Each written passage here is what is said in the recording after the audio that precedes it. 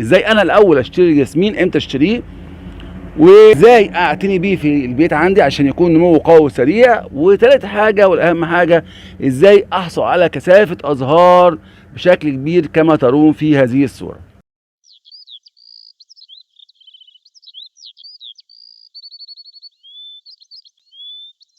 اي حد فينا مجرد ما يدخل مشتل لبيع نباتات الزينه او متجر لبيع نباتات الزينه ويشم ريحه الياسمين او يشوف الياسمين وجمال ازهاره البيضاء وكثافتها، على طول لا يتردد ان هو يشتري ياسمين ويكون عنده في المنزل بتاعه ياسمين ابيض او ياسمين بلدي.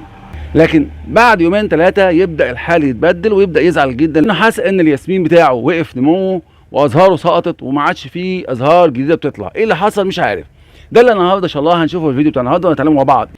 فتعالى نتكلم بقى ازاي انا اعتني بيه عشان احافظ عليه واخد نمو قوي واخد نمو سريع زي ما قلنا في اول جزئيه. اول حاجه هتكلم عنها التربه. الياسمين البلدي عموما واغلب النباتات عموما بتحتاج الى تربه خفيفه جيده الصرف. يعني ايه خفيفه؟ يعني ما تكونش الطينيه تقيله. التربه الطينيه التقيله او الحمراء التقيله بتعيق انتشار الجذور. دي من ناحيه. الناحيه الثانيه بتحتفظ بالماء فتره كبيره جدا، وممكن مع كثره الري يصاب النبات باعفان الجذور، وبالتالي يبدا النبات عندي يجف ويموت وانا مش عارف السبب ايه. فيفضل الاول اختيار تربه خفيفه جيده الصرف. يعني ممكن تكون خليط ما بين التربه الطينيه والتربه الرمليه، او البيتموس مع التربه الطينيه، او البيتموس مع الرمل، او يعني او بيت كومبوست مع رمل مع تربه طينيه. المهم يكون في الاخر التربه قوامها خفيف وبالتالي بتصرف ميتها بسهوله. الري هنا دي مشكله كبيره جدا، ودي سبب اساسي من اسباب تساقط الازهار في اي نبات. زياده الميه بتؤدي الى تساقط الازهار ويتجه النبات الى النمو الخضري. النبات عندي يزيد في المجموع الخضري ده، يكتر اوراقه وتكتر فروعه، ولكن ما فيش عندي ازهار كما ترون. والري الياسمين لا يحتاج الري بزياده، يعني يحتاج الاعتدال في الري. بطبق القاعده العامه في الري ان انا بروي عند جفاف الطبقه السطحيه من التربه بعمق 3 سم. باجي كده بصباعي او بخشبه واعمل عمليه خدش لسطح التربه بعمق 2 سم. لو لقيت لسه في رطوبه في التربه مش هروي، لو لقيت التربه بدات تجف اروي. لا انتظر حتى ان السطح يجف ويبقى فيه تشققات، لان ده مجرد ما النبات يجف بالشكل ده وادي ميه بعدها، اضعف جزء في النبات هي الزهره بتسقط على طول. كمان ما ينفعش ان انا اروي ولسه في ميه موجوده على سطح التربه بالشكل ده كده. الشكل ده كده لو انا استمريت في ري بالطريقه دي كده وكل ما الاقي نبات قدام مني اديله ميه، ده هيصاب باعفان الجذور وهتنتشر فطريات التربه، وبالتالي النبات هيتعرض معي الى الموت والجفاف. نتكلم بقى عن الاضاءه. النبات ده يمكن ان ينمو في هذه المناطق في الشمس المباشره طوال اليوم. يعني ممكن لو انا عندي في مصر مثلا النبات ده ممكن احتفظ بيه طوال اليوم في الشمس في حديقه المنزل بدون اي مشكله. بالعكس بلاقي عندي التزهير عندي عالي جدا وكثافته كبيره جدا جدا، لانه اساسا نبات محب للشمس المعتدله. لكن في المناطق الحاره زي دول الخليج او العراق لا، لو يفضل ان انا ازرعه في اماكن يعني اسفل ظلال الاشجار او اماكن مغطاه بسيران زي اللي احنا شايفينه فوق ده، اللي هو طبقه من الشاش بتاع الزراعه، او ان انا ازرعه في مكان يعني يتعرض لضوء الشمس 2 أو 3 في اليوم فقط. لو انا هتكلم بقى عن الصقيع، النبات ده في الشتاء لا يتحمل الصقيع الشديد. لو انا عندي في الشتاء درجه الحراره خفضت عن 10، ابدا اعمل النبات ده حمايه باي طريقه.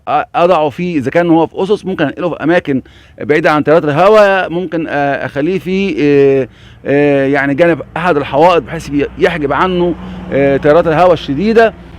ممكن اعمل عمليه تغطيه عليه باي جزء من شاش التغطيه. المهم في الاخر احاول احجب الصقيع خاصه بالليل عن هذا النبات، لانه هيعمل احتراق للاوراق وجفاف الاوراق. طب لو حصل ان الشتاء جه وانا ما عنديش وعندي مكان مكشوف ومضطر ان انا يعني اترك النبات في هذا المكان، هلاقي النبات عندي هيحصل له جفاف في الاوراق وبعض الاطرف بتاعه الافرع دي تبدا تجف بالمنظر ده كده، تمام. لكن مجرد الربيع ما يدخل عندي ويبدا الجو يدفي، هلاقي كل ده هيبدا يختفي ويبدا النبات يجدد نمواته تاني، وابدا انا بالمقص وازيل او اقص كل الاجزاء الناشفه، الاوراق الناشفه او الجافه والافرع الجافه، ويبدا النبات يجدد عنده ويشتغل في منتهى الجمال بدون اي مشكله. التسميد ممكن اسمد انا سماد الان بي كي، باخد 2 جرام من سماد متوازن ان بي كي عشان ما اقعدش ادوش نفسي مره اقول عالي فوسفور او عالي بوتاسيوم، او لا اخد متوازن، يعني في نيتروجين وبوتاسيوم وفوسفور قد بعض 20 20 20 او 19 19 19. 2 جرام في لتر ميه، واسقي بيهم النبات ده كل اسبوع او 10 ايام مره، كل اسبوعين مره، مفيش مشكله خالص. النبات بيتحمل عندي، والنبات احتياجاته السماديه مش عاليه. هو نبات بصراحه يعني من النباتات الجميله التي لا تحتاج الى عنايه شديده، لكن يحتاج الى فهم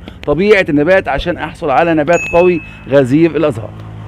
تعال بقى اتكلم عشان ما اضيعش وقتكم على الجزئيه الثانيه، ازاي احصل على نبات غزير التزهير كما بهذا المنظر. دي النقطه المهمه جدا، خليك معايا. اول حاجه لما اجي اشتري نبات من احد متاجر بيع نباتات الزينه، اعرف حاجه مهمه جدا. نبات الياسمين يزهر بعد 6 شهور من زراعته. يعني يعدي انا زرعته النهارده، اقعد شهر 2 3 4 5 شهور 6 شهور بالظبط، بعد 6 شهور من زراعته يبدا نبات يخرج عندي او يطلع عندي زهور او يزهر عندي.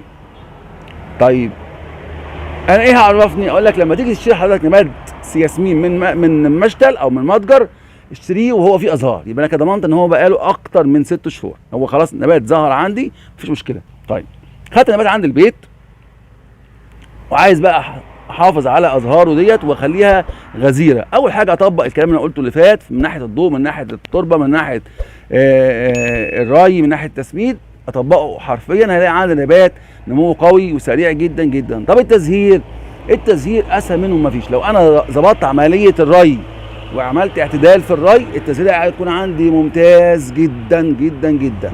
طيب لو انا بقى عايز ادفع النبات لتزهير زياده، اعمل ايه؟ ممكن بدل ما اخد او بدل ما اسمد سماد الان بي كي المتوازن، لا اسمد ان بي كي عالي الفوسفور عالي البوتاسيوم. يعني في الفوسفور عالي وفي البوتاسيوم عالي. ان بي كي الان قليله، الفوسفور اللي هو البي عاليه والبوتاسيوم عاليه. تمام؟ زي البوتاسيوم فوسفايت ده سماد كويس جدا، باخد 2 جرام برضو في لتر ميه وادوبهم وازق بيهم النبات، هيديني دفع قوي للتزهير. كمان مهم جدا ان انا كل شهر تقريبا مره ارش هذا النبات المجموع الخضري بتاعي، ارشه عن طريق البخاخ بالعناصر الصغرى. اشتري كيس او عبوه حديد زنك منجنيز اللي هي العناصر الصغرى مجمعه مع بعضها، واخد منها 2 جرام وادوهم في لتر ميه وارش هذا النبات كل شهر مره، هيديني جمال في الازهار. الاقي نصاعه اللون الابيض ناصع جدا، والاقي الريحه بتاعتي قويه ونفاذه. في ناس يقول لك استخدم بس الحديد لوحده مش هيكون كافي. الحديد حلو جدا للنباتات اللي هي فيها ازهار ملونه، بيزود اللون، بيخليه يعني زاهي. لكن حديد زنك منجنيز وبرده في عناصر ثانيه زي البورون والمغنيسيوم، دي حاجات كلها مهمه جدا انها بتحفز العمليات الحيويه داخل النبات، وبالتالي النبات بيبقى فيه كفاءه عاليه قوي في عمليه التزهير. هلاقي عندي نبات غزير وقوي جدا في النمو. بكده نكون وصلنا لنهايه الفيديو، والى اللقاء ان شاء الله في فيديو اخر. مع خالص شكري وتقديري لحضراتكم.